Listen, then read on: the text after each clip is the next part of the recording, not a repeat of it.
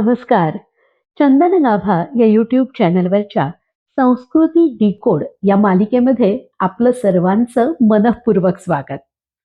भारतीय विद्येचे अभ्यासक परशुराम कृष्ण गोडे यांनी काचेच्या बांगड्या या विषयावर लिहिलेल्या शोध निबंधाच्या आधारे काही माहिती आपण जाणून घेतोय. आजच्या दुसऱ्या भागामध्ये आपण जाणून घेऊया की प्रवास वर्णन लिहित असताना भारतीय बायकांनी वापरलेल्या या बांगड्यांचा उल्लेख परदेशी प्रवाशांनी कसा केलाय. थॉमस बॉम्ब्रे या एका इंग्रज व्यापाऱ्यांनी व्यापाराच्या निमित्ताने जगभर भरपूर प्रवास केला होता आणि भारतामध्ये त्यांनी केलेल्या प्रवासाविषयीचं लिखाण जे त्यांनी 1669 ते 1679 या काळात केलं.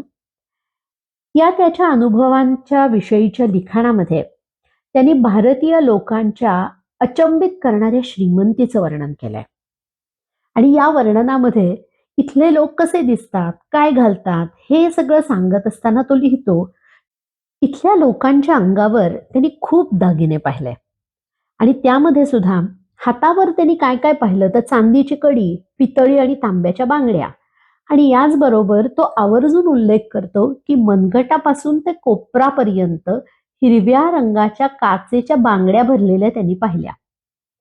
हे थॉमस बॉम्ब्रे याचं लिखाण geographical account of countries round the बे ऑफ बेंगॉल या नावाने प्रसिद्ध असणाऱ्या पुस्तकात आपल्याला आढळतं.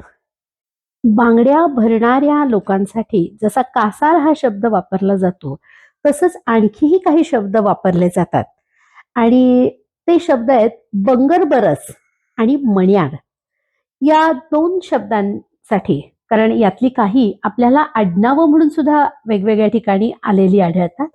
ही नावं आली कशी तर त्याचा एक उल्लेख 1618 ते 1707 म्हणजे औरंगजेबाच्या राजवटीमध्ये ज्यांनी मुस्लिम धर्म स्वीकारला अशा कासारांसाठी हे शब्द वापरल्याचा उल्लेख आहे. बॉम्बे गॅझेटियरच्या 22व्या खंडात म्हणजे धारवाड खंडामध्ये बांगडी व्यापारी आणि काचेच्या बांगड्यांचा व्यापार करणारे जे लोक त्यांच्यासाठीचा उल्लेख आहे. तिथे बंगरबरस आणि मण्यार या दोन शब्दांचा उल्लेख आपल्याला दिसतो. यानंतर मध्ययुगीन कालखंडाचा जर विचार केला म्हणजे साधारणपणे 9व्या शतकानंतरचा काळ, तर या काळामध्ये म्हणजे इसवी सनाच्या 9व्या शतकापासून ते 13व्या शतकापर्यंतच्या काळामध्ये जेव्हा चोल राजघराण्याची अतिशय बळकट अशी सत्ता दक्षिण भारतावर होती, त्या काळामध्ये भारताच्या दक्षिण पूर्व किनारपट्टीचा जो भाग म्हणजे बंगालच्या उपसागरामधल्या आज ज्याला तामिळनाडू आणि आंध्र प्रदेश म्हणतो तिथल्या किनारपट्टीचा जो भाग आहे ज्याला कोरोमंडेल किनारपट्टी म्हणून ओळखलं जातं, त्या ठिकाणी झालेल्या एका उत्खननामध्ये रंगीत काचेच्या बांगड्यांचे अवशेष सापडले. मध्ययुगीन कालखंडातल्या इतिहासाच्या साधनांचा विचार करत असताना बहुतेक वेळा ही साधनं उत्खननामध्ये सापडलेले पुरावे अशा पद्धतीची आहेत असं आपल्या लक्षात येतं. काही ग्रंथांमधले पुरावे सुद्धा या काळातले आढळतात आणि त्यामध्ये संस्कृत ग्रंथांमध्ये अनेक वेळा काचेच्या भांड्यांचे उल्लेख आहेत आणि या विषयावर परशुराम कृष्ण गोडे यांनी एक स्वतंत्रपणे शोधनिबंध लिहिलाय.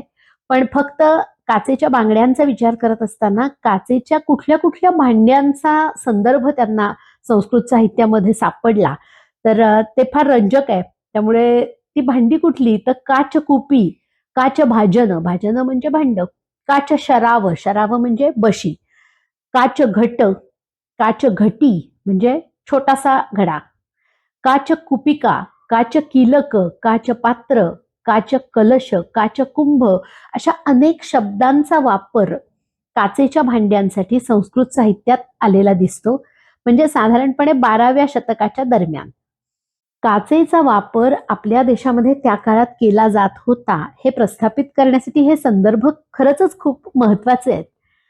कोरोमंडलच्या किनाऱ्याविषयी आणि तिथे सापडलेल्या उत्खननातल्या बांगड्यांच्या तुकड्यांविषयी आपण माहिती पाहिली. हे ठिकाण एक व्यापारी केंद्र म्हणून प्रसिद्ध होतं आणि याच काळामध्ये येमेन देशामध्ये ऐतिहासिक महत्व असणारा असं एक एडन नावाचं बंदर होतं. तर या एडन बंदराशी भारताचा व्यापारी संबंध होता असं ज्यांनी प्रस्थापित करता येतं असे काही जे पुरावे आहेत त्याचा अभ्यास गोडेसरांनी केलेला दिसतो. आणि त्यातल्या एका शोधनिबंधाचा उल्लेख ते करतात, ज्यामध्ये अर्थर लेन आणि आर बी सेर्जियंट यांच्या लेखाचा ते उल्लेख करतात, शोधनिबंधाचा.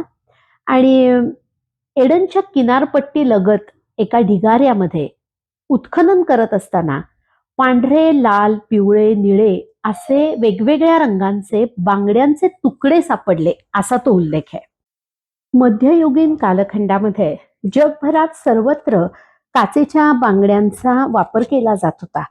याचे अनेक संदर्भ मिळतात आणि यातला एक महत्वाचा संदर्भ म्हणजे लंडन मधल्या व्हिक्टोरिया अँड अल्बर्ट म्युझियम मध्ये 2 काचेच्या रंगीत बांगड्या जतन करून ठेवल्या आणि या कुठे मिळाल्या तर उत्खननादरम्यान पर्शिया म्हणजे आज ज्याला आपण इराण म्हणतो त्या इराणमधल्या एका उत्खननादरम्यान या बांगड्या मिळाल्या. आणि त्या उत्खननाच्या ठिकाणाचं जे काळ आपण बघितला तर तो साधारण 9व्या शतका इतका जुना आहे. उत्खननादरम्यान सापडणारे बांगड्यांच्या वापराचे काही महत्वाचे संदर्भ आपण आजच्या भागात पाहिले. असेच काही संदर्भ आपण यापुढच्याही भागात पाहूया. हा भाग इथे थांबवूया. तुम्हाला ही बांगड्यांविषयीची संशोधित केलेली माहिती आवडतीये ना? तसं असेल तर नक्की कळवा. आपल्या काही सूचना असतील, काही विषय आपल्याला सुचत असतील, त्यावर ऐकायला आवडणार असेल तर तेही कळवा. मी ते शोधण्याचा नक्कीच प्रयत्न करेन. आजचा भाग इथे थांबूया. लवकरच भेटूया संस्कृती डिकोड या मालिकेच्या पुढच्या भागात. तोपर्यंत नमस्कार.